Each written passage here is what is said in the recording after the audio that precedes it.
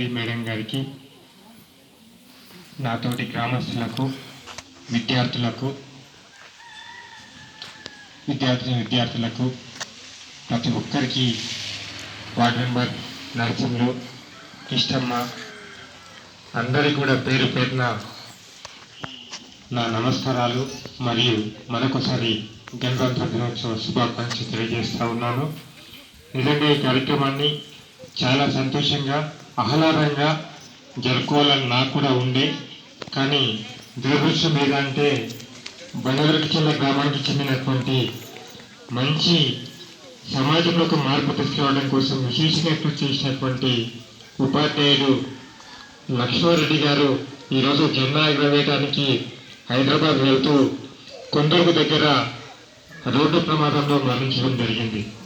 ఆయన నాకు అత్యంత సన్నిహితుడు కనుక షాద్ నగర్ గవర్నమెంట్ హాస్పిటల్లో డెడ్ బాడీ ఉంది. ఇప్పుడే ఇక్కడి నుంచే కొందరు ఎస్ఐ కృష్ణ గారితో మాట్లాడడం జరిగింది పోస్ట్ మార్టం విషయంలో. నేను అక్కడి ఆయన కొన్ని చేయగలిగినా కొన్ని చేయలేకపోయినా, చేసిన వాడికి సంతోషపడుతూ చేయలేని వాడికి కూడా మరొక సంతోషం నాకు ఇప్పుడు ఉంది. ఎందుకంటే నా పదవి కాలం అయిపోయినప్పటికీ కూడా నేను కోరుకున్నటువంటి ప్రభుత్వం, నేను కోరుకున్నటువంటి ఎమ్మెల్యే రామ్మోహన్ రెడ్డి గారు ఈరోజు ఎమ్మెల్యే కావడం జరిగింది.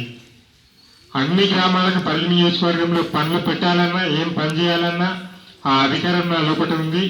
అక్కడ నేను ఆ పని చేస్తూ ఉంటే కనుక ఈ గ్రామానికి సంబంధించినటువంటి పనులు ఏమున్నా ఖచ్చితంగా చేపించే శక్తి నాకు ఈరోజు వచ్చింది కనుక వాటన్నింటినీ కూడా చేపిస్తా.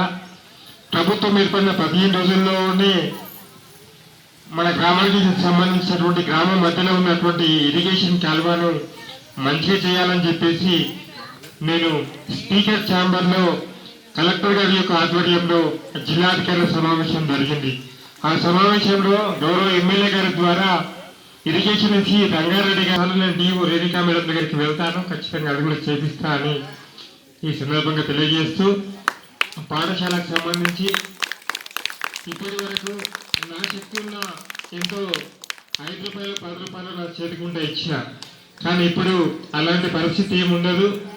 ప్రభుత్వం నుంచి నిధులు తీసుకొచ్చి, ఎమ్మెల్యే గారి నిధులు తీసుకొచ్చి ఈ పాఠశాలను మండలంలో కాదు నియోజకవర్గంలోనే యూపీఎస్లో ఒక ఉన్నత పాఠశాలగా ఖచ్చితంగా తీర్చిదిద్దే టాల్కి అవసరమైనటువంటి నిధులను నేను ఖచ్చితంగా తీసుకొస్తానని ఈ సందర్భంగా తెలియజేస్తావు.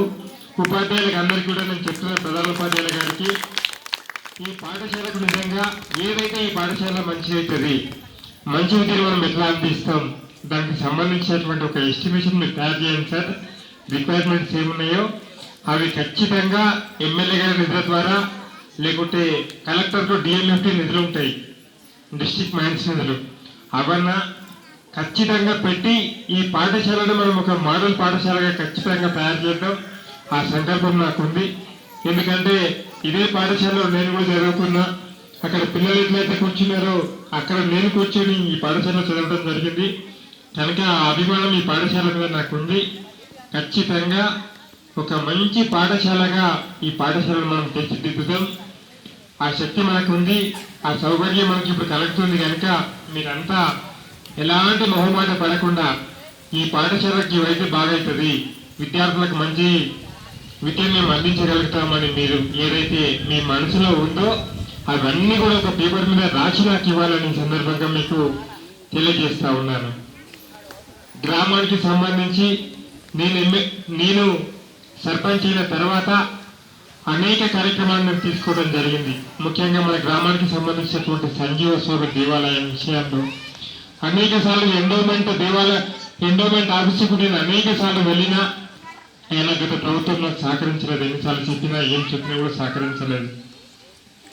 ఇప్పుడు అయినప్పటికీ సహకరించకపోయినప్పటికీ కూడా పట్టుబట్టి 104 ఎకరాల దేవాలయానికి ఏదైతే ఉందో అవన్నీ కూడా బయట పెట్టినా ఇప్పుడు ఒక 10 లక్షల రూపాయలు తెలంగాణ గ్రామీణ బ్యాంకులో శ్రీ సంజీవ స్వామి దేవాలయం అనే అకౌంట్ పేరు మీద 10 లక్షలు ఇప్పుడు ఉన్నాయి. అవి ఎంతబడి కష్టపడి నేనే తీసుకురావడం జరిగింది. ఖచ్చితంగా ఈ పీరియడ్లో ఒక మంచి నియోజకవర్గంలోనే ఒక మంచి దేవాలయాన్ని ఇక్కడ ఖచ్చితంగా కట్టడం జరుగుతుందని సందర్భంగా మీ అందరికీ తెలియజేసుకుంటూ విద్యార్థులు బాగుపడితేనే ఒక గ్రామం బాగుపడుతుంది. మన గ్రామంలో అసిస్టెంట్ ఆఫీసర్ కూడా మన గ్రామంలో లేడు. పచ్చపెన్ను యూజ్ చేసేటటువంటి అధికారి కూడా మన గ్రామంలో ఎవరు కూడా కాలేదు. ఒక గ్రామంలో ఒక మంచి ఆఫీసరు, మంచి స్పోర్ట్స్, ఏదో ఒక మంచి వ్యక్తి తయారైతే ఆ వ్యక్తి మన గ్రామానికి ఇన్స్పిరేషన్ అవుతాడు. ఆ వ్యక్తి నుంచి అందరిలో ఒక చైతన్యం వచ్చి అందరూ కూడా ముందుకెళ్ళే ఆస్కారం ఉంటుంది.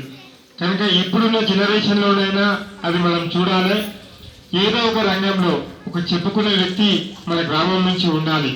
అట్లున్నప్పుడే మన గ్రామం కూడా ముందుకు పోతుంది. కనుక అలా తయారు కావడం కోసం విద్యార్థులను ఇప్పటి నుంచే తయారు చేయాలని తల్లిదండ్రులందరికీ కూడా తెలియజేసుకుంటూ ఈ అవకాశం ఇచ్చినటువంటి